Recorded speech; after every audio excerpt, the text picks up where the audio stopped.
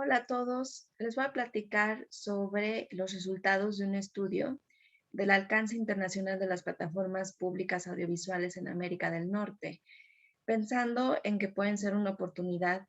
para incrementar la diversidad cultural de los países en los que están disponibles. El estudio se centró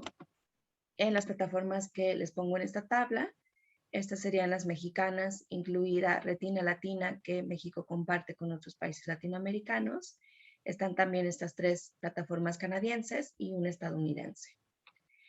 Las preguntas de investigación fueron: ¿qué tanto les interesa a estas organizaciones públicas que sus plataformas sean vistas en otros países? ¿Con qué objetivos? Si tienen la capacidad de hacer este tipo de distribución internacional, qué tanto se están viendo en el extranjero y cómo pueden lograr una mayor difusión internacional de sus contenidos. Para poder llevar a cabo esta investigación, hice entrevistas a personas trabajando en las plataformas públicas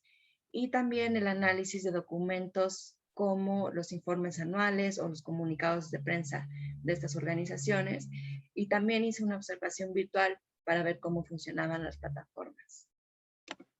El estudio define a las plataformas audiovisuales públicas como aquellos servicios que dependen de alguna instancia estatal para distribuir mediante el Internet, ya sea a través de transmisiones lineales o de catálogos de video bajo demanda, contenido que ha sido previamente seleccionado con fines ya sea sociales, culturales, educativos o incluso de entretenimiento. En esta diapositiva enlisto una serie de gastos en los que incurren las plataformas, con la idea de regresar en una diapositiva posterior a algunos de estos costos. El primero de ellos es el gasto en infraestructura de distribución de video por Internet. El segundo, el de la adquisición de los derechos de distribución del contenido, así como su digitalización, el subtitulado, doblado, etiquetado, el desarrollo de algoritmos o de inteligencia artificial. Ahora, cabe mencionar que este tipo de gastos los llevan a cabo sobre todo las plataformas comerciales que pueden costearlos, no así las plataformas públicas, que suelen tener pues bastantes restricciones en cuanto a su presupuesto. Están también los gastos asociados con la promoción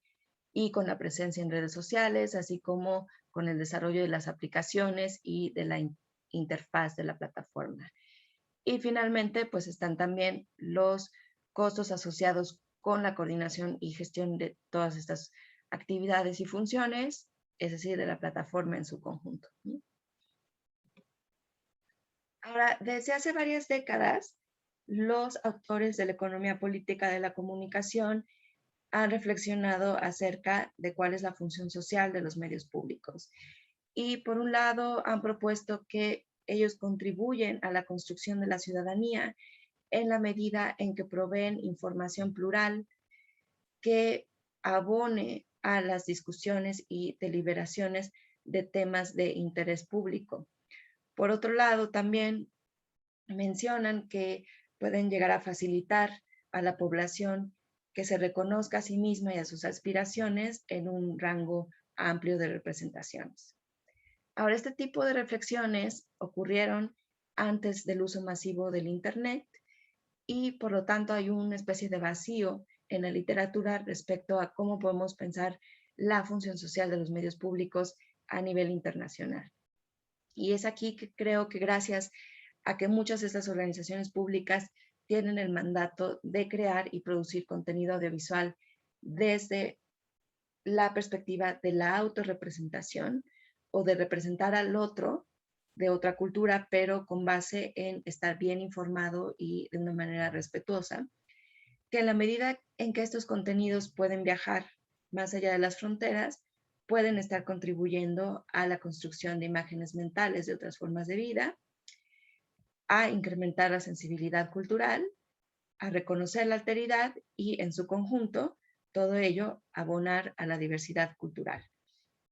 tal cual y como lo plantea la UNESCO en la Declaración Universal de la Diversidad Cultural,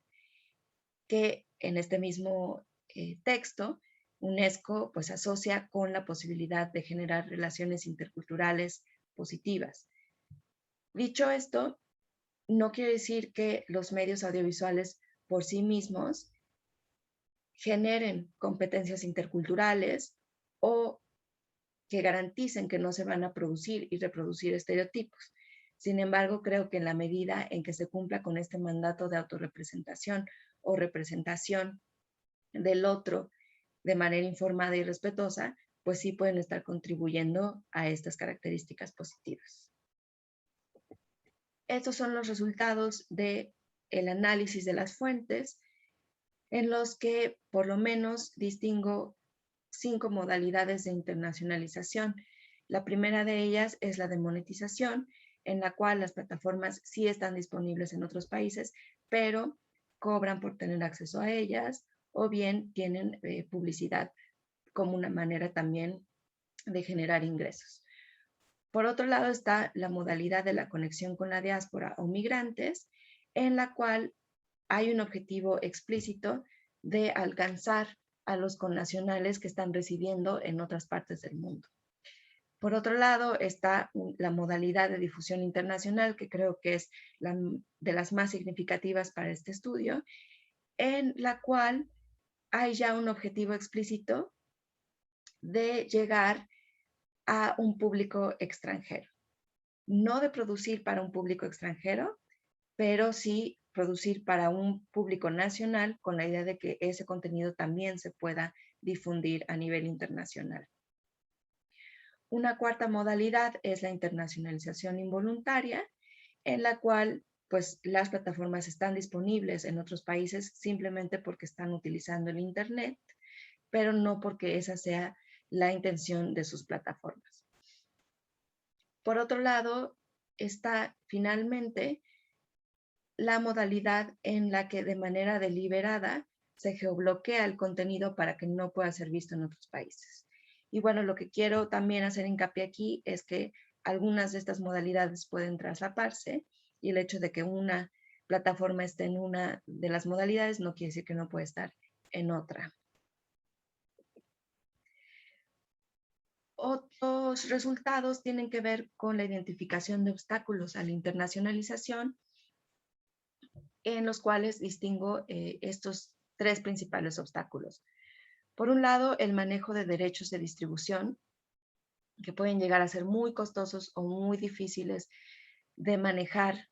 en cuanto a su distribución internacional, y por esa razón, por ejemplo, la PBS de Estados Unidos no está disponible en los demás países. Por otro lado, están los costos que tienen que ver con la infraestructura de distribución, y les pongo el ejemplo de un entrevistado de TV UNAM que comentó que tener una plataforma propia cuesta muchísimo dinero y servidores en el mundo. Y finalmente también las fuentes hablan de los costos por promover la plataforma, ya no digamos a nivel internacional, sino incluso a nivel nacional, para que la gente la conozca y la pueda ver. En esta diapositiva les pongo algunas de las estadísticas disponibles que fue difícil conseguir porque esas organizaciones no están obligadas a transparentar este tipo de estadísticas, pero lo que sí les puedo decir es que pude ver algunas de las estadísticas históricas y hay claramente una tendencia hacia el incremento de las vistas desde el extranjero. Finalmente, para concluir, pues decir que es la modalidad de difusión internacional la que pretende dar a conocer la cultura propia o las culturas propias en el extranjero y que por lo tanto es la que contribuye de manera directa a los objetivos de diversidad cultural de la UNESCO. Sin embargo, esta modalidad existe solo de forma incipiente en 4 de las 11 plataformas públicas estudiadas. Y en ninguno de estos casos forman parte de una política estatal de diplomacia cultural. Y quisiera aquí hacer la pregunta de si valdría la pena estar pensando en desarrollar estas políticas estatales en un contexto global y regional en el que han resurgido los nacionalismos y en casos extremos sentimientos de xenofobia o actitudes racistas. Ahora, otra observación que creo que es importante es que esas plataformas públicas no están desarrollando algoritmos, tampoco están subtitulando ni doblando su contenido, y esto puede llegar a frenar tanto su capacidad de competir con las plataformas comerciales como frenar su alcance o la expansión de su alcance internacional, que tiene que ver con esta última observación en cuanto a ver cuál es la accesibilidad de estas plataformas entre los países de la región, y llego a la conclusión de que es limitada porque hay barreras idiomáticas, porque algunas de estas plataformas están geobloqueadas y finalmente porque las que sí están disponibles tienen también un costo que hay que pagar por tener acceso al contenido. Pues esto sería todo y les agradezco muchísimo su atención.